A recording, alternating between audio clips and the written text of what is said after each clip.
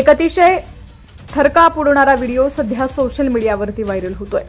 गरोदर महिलेला घेऊन जाणाऱ्या रुग्णवाहिकेचा भीषण स्फोट झालाय। 20 फूट दूर जाऊन अँब्युलन्स उडाली आणि त्याचाच हा थरकाप उडवणारा व्हिडिओ सध्या सोशल मीडियावरती व्हायरल होतोय।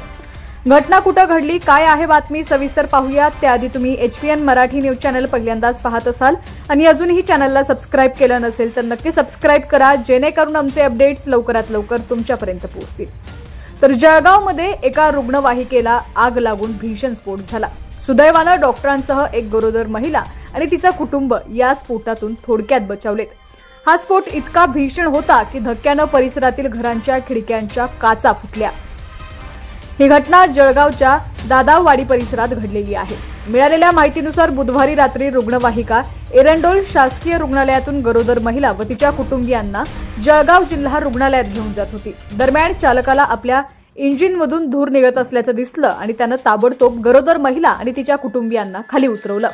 रुग्णवाहिकेला अचानक आग लागली। ती आग सर्वत्र पसरली आणि त्यामुळे रुग्णवाहिकेतील ऑक्सिजन सिलेंडरचा स्फोट झाला। हा स्फोट इतका भीषण होता की अँब्युलन्स 20 फूट दूर जाऊन पडली। परिसरातील घरांच्या खिडक्यांच्या काचा फुटल्या। लोक घाबरून घराबाहेर पडले। काही वेळातच अग्निशमन दल पोहोचून आगीवर नियंत्रण मिळवलं।